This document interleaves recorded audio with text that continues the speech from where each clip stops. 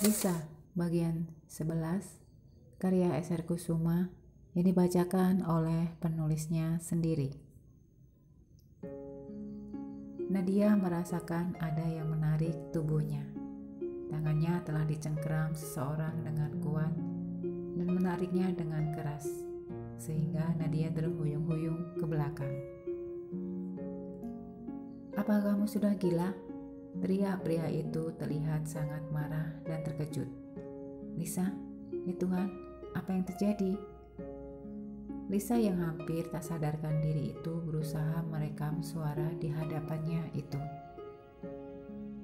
Ia sangat mengenali suara itu, akan tetapi pandangannya kabur dan matanya berkunang-kunang. Samar-samar ia melihat sosok pria sudah berada di hadapannya dan sedang menatapnya dengan panik. Lisa masih syok dengan apa yang baru saja terjadi kepadanya. Ia tidak dapat merasakan apa-apa. "Hei, apa yang kamu lakukan pada Lisa? Hah? Siapa kamu? Kejam sekali kamu melakukan semua ini kepada Lisa." Hadik pria yang tak lain adalah Saga. Saga tidak menyadari gadis yang ada di hadapannya itu adalah Nadia, adik Lisa. Saga bukannya tidak tahu Nadia, hanya saja dulu Nadia masih kecil dan keadaan telah berubah, sehingga Saga sudah tidak mengenalinya lagi. Nadia masih terlihat terkejut dengan kedatangan Saga. Ia bingung, tetapi meski begitu wajahnya masih dipenuhi amarah. "Kamu gadis yang kejam, pergi kamu, atau aku akan menelepon polisi." Hardik Saga sekali lagi membuat Nadia ciut nyali, dan tanpa bicara kemudian pergi meninggalkan rumah bersama teman prianya yang masih menunggunya di halaman rumah. Lisa menatap kepergian Nadia dengan hati hancur, tidak peduli meskipun Nadia telah menyakitinya sekalipun. Saga segera mendekati Lisa yang tidak berdaya. Dengan panik, pria itu memastikan kondisi Lisa tidak seburuk yang terlihat. Keadaannya sungguh memprihatinkan. Lisa nyaris tidak sadarkan diri. "Ya Tuhan, Lisa, apa yang terjadi? Siapa dia?" tanya Saga masih terlihat panik melihat kondisi Lisa. "Saga, ya, aku di sini Lisa."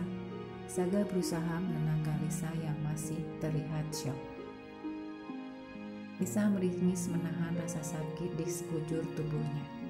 Melihat Lisa kesakitan, Saga merasa sangat sedih. "Sedang apa kamu di sini? Bagaimana kamu bisa tahu aku tinggal di rumah ini?" tanya Lisa dengan suara lirih. Setelah menyadari pria yang menolongnya tadi adalah Saga. "Itu tidak penting, Lisa. Siapa gadis gila itu? Siapa dia, Lisa? Mengapa ia memukulimu seperti ini?" Saga balik bertanya. Lisa diam. Ia hanya bisa menghela nafas panjang. Rasa sakit yang melanda tidak lagi ia hiraukan. Bagaimana ia harus menjelaskan kepada Saga? Ia tidak ingin melibatkan Saga dalam masalah ini, masalah keluarganya. "Aku ingin keluar," kata Lisa berusaha mengalihkan pertanyaan Saga. "Keluar? Kemana?" tanya Saga. "Ruang tengah," jawab Lisa lirih menahan pedih. "Baik, aku akan membantumu." Saga membantu Lisa berdiri. Namun karena rasa sakit yang teramat sangat, Lisa bahkan tidak mampu untuk menggerakkan badannya. Lisa mengadu kesakitan saat Saga berusaha membantunya bangun. Melihat hal itu, Saga dengan sigap mengangkat tubuh Lisa dan membopongnya menuju ke arah ruang tengah. Lisa pasrah saat Saga mendekap tubuhnya dengan erat. Perlahan kemudian Saga meletakkan tubuh Lisa di atas sofa. "Berbaringlah, aku akan mengambilkan air minum untukmu." Lisa hanya mengangguk. Matanya yang sayu hanya bisa memperhatikan gerak-gerik Saga. Saga yang tak kalah syok melihat apa yang baru saja terjadi di hadapannya. Pria tampan itu pun berusaha untuk menenangkan diri dan menguasai keadaan. Lisa, ini minumlah. Lisa membuka matanya yang terpejam dan kemudian meneguk air di dalam gelas pemberian Saga. Lisa, apakah kamu baik-baik saja? Kamu seperti kesakitan? Tanya Saga melihat wajah Lisa seperti sedang menahan sakit. Biar aku antar kamu ke rumah sakit ya, katanya lagi. Aku tidak apa-apa Saga, jawab Lisa. Tapi kamu, aku tidak apa-apa. Kamu tidak perlu khawatir, potong Lisa cepat. Baiklah, kamu beristirahatlah. Aku akan membersihkan pecahan-pecahan kaca itu, ucap Saga sembari beranjak dari duduknya dan kemudian mulai membersihkan kamar Nadia yang terlihat berantakan. Kalau tidak dibersihkan, takut mengenai kaki nanti, sambung Saga lagi. Lisa tidak mampu mencegah Saga. Saga, kamu tak harus melakukan semua ini, kata Lisa sambil berusaha bangun dari tidurnya. Merasa tidak enak hati melihat Saga membersihkan lantai kamar Nadia. Hei, kamu mau kemana? Kamu berbaring sajalah, Lisa, biar aku yang melakukannya. Akhirnya Lisa hanya bisa membiarkan Saga membersihkan dan merapikan kamar Nadia. Ia hanya memperhatikan pria tampan itu tanpa bisa berbuat apa-apa. Hati-hati Ga, banyak sekali pecahan kacanya. Saga tersenyum dan kemudian menganggukkan kepala. Dan tiba-tiba ponsel Lisa berdering. Naya, bisiknya dalam hati. Halo, sapanya kemudian. Hai kakakku sayang, apakah semua baik-baik saja di sana? Terdengar suara Naya di ujung telepon. Lisa terlihat gugup mendengar pertanyaan adiknya itu. Anak itu seperti memiliki indera keenam. Ia seperti bisa merasakan apa yang sedang Lisa rasakan. Kak, are you okay? Tanyanya Naya lagi. Iya, kakak baik-baik saja. Bagaimana belajarmu? Lisa berusaha mengalihkan pembicaraan. Baik, Kak, kenapa sunyi sekali di sana? Biasanya kakak akan mendengarkan musik setiap kali kakak sendirian di rumah. Kakak sedang tidak mood mendengarkan musik. Kakak mau tidur saja, kakak mengantuk.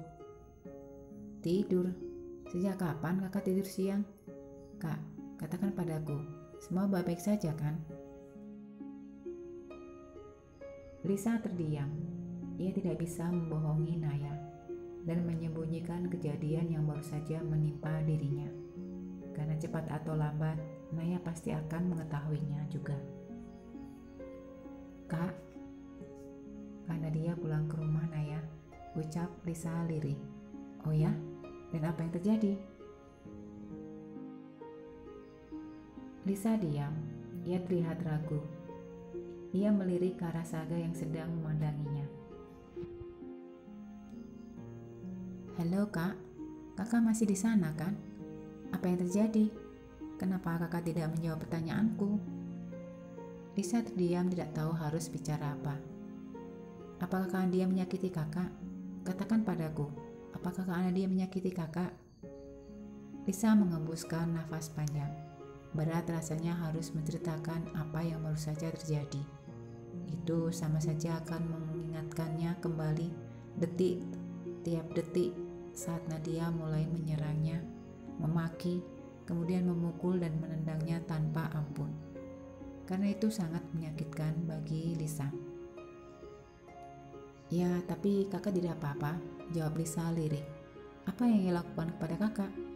Naya, aku harus tahu kak, atau aku akan pulang sekarang melihat keadaan kakak. Tidak, jangan. Kakak baik-baik saja sayang. Susah payah Lisa berusaha meyakinkan adik bungsunya itu. Sebentar lagi aku akan pulang dan memastikan kakak baik-baik saja, kata Naya lagi merasa tidak puas dengan jawaban kakaknya itu. Tapi bukankah kamu harus menyelesaikan tugas sekolahmu? Aku bisa mengerjakannya di rumah. Baiklah kak, Sampai bertemu nanti. Naya, kamu selesaikan tugasmu dulu. Halo, Naya? Dan belum selesai Lisa berkata, Naya sudah mematikan handphonenya. Lisa kemudian menutup ponselnya dengan perasaan berkecamuk. Bersambung, selamat membaca. Terima kasih.